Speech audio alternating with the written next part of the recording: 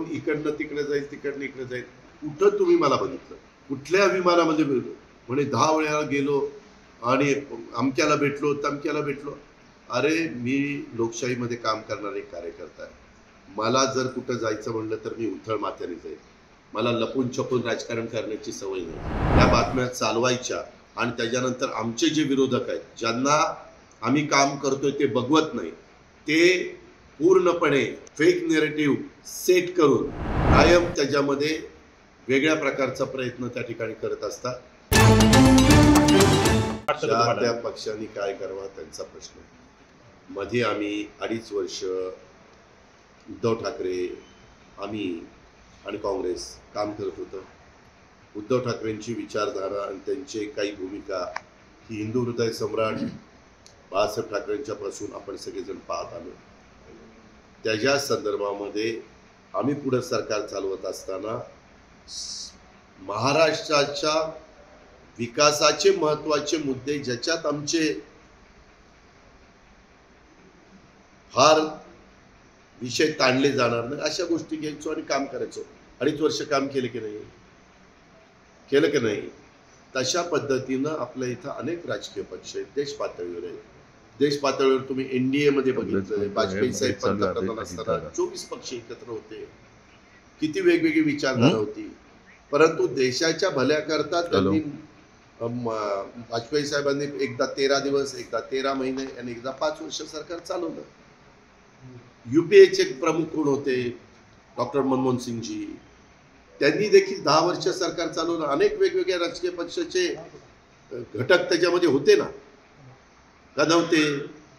एक पत्रकार मित्रांनो लक्षात घ्या, आज तुमच्या माझ्या महाराष्ट्राची भौगोलिक परिस्थिती, राजकीय परिस्थिती पाहता चांद्यापासून बांद्यापर्यंत एका पक्षाचं सरकार येण्याचा काळ आत्ता तरी महाराष्ट्रात दिसत नाही. काळ्या दगडावरची पांढरी.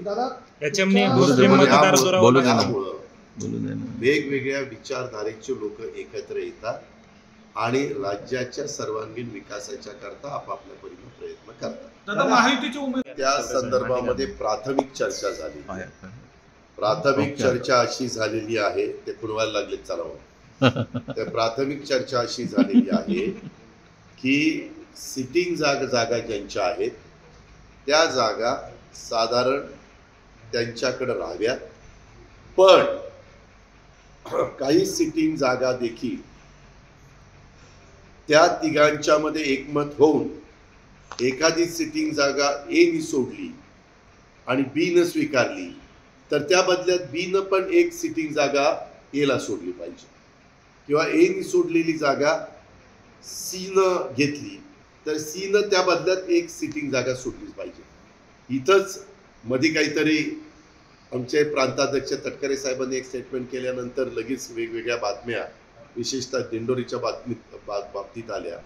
मी सर्वांना सांगतो की याबद्दल साधारण सिटिंग जागा ज्यांना त्यांना राहाव्यात अशी प्राथमिक चर्चा झाली. प्राथमिक. मात्र त्यामध्ये काही जागा जर एखाद्या पक्षाकडं आपल्या आत्ताच्या टर्मला जो उमेदवार आहे त्यापेक्षा दुसरा जास्त इलेक्टिव्ह मेरिट असणारा असेल तर तेवढ्या जागा एक्सचेंज करण्यामध्ये सगळ्यांनी मानसिकता दाखवलेली आहे. शरद पवार साहेबांकडनं यंग ब्रिगेडला मैदानात उतरवण्याचा प्लॅन त्यांनी आखलेला आहे. आम्ही पण यंग ब्रिगेड, मी राष्ट्रवादीचा 99 पासून कार्यकर्ता आहे. 99 पासून राष्ट्रवादीमध्ये पत्रकार मित्रांनो तुम्हाला अनेकांना माहिती आहे की अनेकदा मी स्वतः नवीन चेहऱ्यांना संधी देण्याचा प्रयत्न केला. मागच्या वेळेस पण निलेश लंके असेल, सुनील शेळके असेल, आपला राजू नवघरे असेल, सुनील भुसारा असेल, मी कितीतरी, संदीप क्षीरसागर असेल, मी कितीतरी तरुणांची नावं सांगू शकतो. प्रत्येक वेळेस मी तशा पद्धतीनं प्रयत्न त्या ठिकाणी केलेला आहे. आत्ता देखील आम्ही राष्ट्रवादी काँग्रेस पक्ष निर्णय घेताना काही सिटी नव्या जागा येतील तिथं नवे चेहरे, मी पण युवा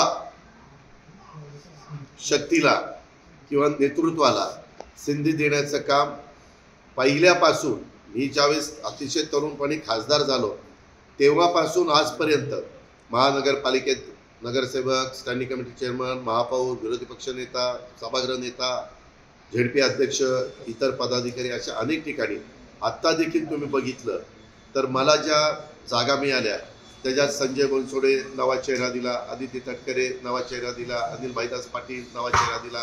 साधारण वेगवेगळ्या समाजाला तिथं प्रतिनिधित्व देण्याचा प्रयत्न केला. हा प्रयत्न सगळेच करत असतात, आम्ही पण करणार आहोत. मी पण युवा टीम देणार. कुणी कुणाकडनं इच्छा प्रदर्शित करावी हा ज्याचा त्याचा अधिकार आहे. आता इथं एवढे सगळे आले, मी 2 महिन्यांनी आलो किंवा महिन्यांनी आलो किंवा मी 8 तारखेला येणार. कितीला? 8 तारखेला. तर 8 तारखेला आत्ता तुम्ही ज्या ज्या चॅनलचं प्रतिनिधित्व करताय तिथंच असाल का? कोण इकडनं तिकडे जाईल, तिकडनं इकडे जाईल. तशा पद्धतीनं मी पण ती तुमची त्याची क्लिप बघितलेली आहे. मला जर भेटला मी तर त्याला विचारेन की काय नक्की. शेवटी प्रत्येकाला व्यक्ती स्वातंत्र्य, मत स्वातंत्र्य, विचार स्वातंत्र्य, त्यांनी आपल्या पद्धतीनं प्रयत्न त्या ठिकाणी करावा. मला तेच कळलं नाही. मी मागे देखील ज्यावेळेस वित्त विभागाचं आलं तेव्हा मी 1-2 दिवस गप्प बसलो. मी पुन्हा म्हणलं की बाबा मी गप्प बसलो की काहींना वाटेल की बाबा हे बोलत नाही म्हणजे खरं आहे. पुन्हा मी प्रेस घेतली आणि सगळं सांगितलं की किती आपलं स्थूल उत्पन्न आहे, स्थूल उत्पन्नाच्या किती लोन तुम्हाला काढता येतं, फायनान्स केंद्र सरकारचे त्यांच्या गाईडलाईन काय वगैरे वगैरे सगळं सांगितलं. आणि दरवर्षी आपला GST कसा काही 1000 कोटीनं वाढतो वगैरे अशा अनेक गोष्टी सांगितल्या. त्याच्यानंतर हे मधी तर इतके दिवस पेपरबाजी चालली, ते कुणी पण उठतंय, कुणी ह्याच्याबद्दल बडबडतंय. त्या सगळ्यांना मला सांगायचंय कुठं तुम्ही मला बघितलं, कुठल्या विमानामध्ये गेलो म्हणे 10 वेळा गेलो आणि अमक्याला भेटलो तमक्याला भेटलो. अरे मी लोकशाहीमध्ये काम करणारे कार्यकर्ता आहे. मला जर कुठं जायचं म्हणलं तर मी उथळ माथ्याने जाईल. मला लपून छपून राजकारण करण्याची सवय नाही. पत्रकार मित्रांनो, तुम्ही पण, मी जरी नाशिकमध्ये कमी येत असलो तरी तुम्हाला माहिती मी खरं स्पष्ट असेल ते बोलतो. परंतु हे जे काही वेगळ्या प्रकारच्या बातम्या करून त्या बातम्या चालवायच्या आणि वृत्तपत्रामध्ये त्या आणायच्या आणि त्याच्यानंतर आमचे जे विरोधक आहेत, ज्यांना आम्ही काम करतोय ते बघवत नाही, ज्यांना आम्ही चांगल्या योजना देतोय ते बघवत नाही, ते पूर्णपणे फेक नेरेटिव्ह सेट करून कायम त्याच्यामध्ये वेगळ्या प्रकारचा प्रयत्न त्या ठिकाणी करत असतात. त्याच्यामुळं त्या मधल्या काळामध्ये ज्या काही बातम्या आल्या त्याच्यात एकाही बातमीत तसूभर देखील तथ्य नाही. आणि ज्यावेळेस मला कुठं जायचं असेल त्यावेळेस मी उघडपणे जाईल. त्याच्यात काही कुणाला घाबरण्याचं माझं कारण नाही. संसदेला आव्हान आहे ते पाहावं, तपासावं आणि जे खरं असेल तर अजित पवार राजकारणात बाजूला जाईल.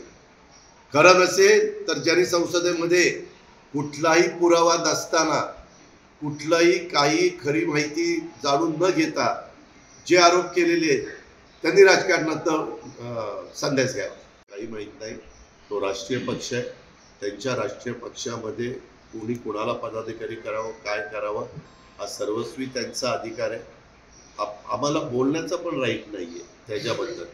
तो सर्वस्वी त्यांचा अंतर्गत प्रश्न आहे. आणि एक गोष्ट खरी आहे, तो पक्ष 3 वर्ष झाल्यानंतर अध्यक्ष बदलत असतात. म्हणजे मागे तरी मी व्यंकय्या नायडू बघितलंय, गडकरी साहेब बघितले, त्याच्यानंतरच्या काळात नड्डाजी बघितले, त्याच्या आधीच्या काळामध्ये म्हणजे राजनाथ सिंग बघितलेत. असे अनेक जण त्या पक्षामध्ये 3-3 वर्षाच्या करता हे झालेलं, अमित भाई बघितले, तसे खूप जण तिथं अध्यक्ष झालेले. तो भारतीय अंतर्गत प्रश्न. मी काय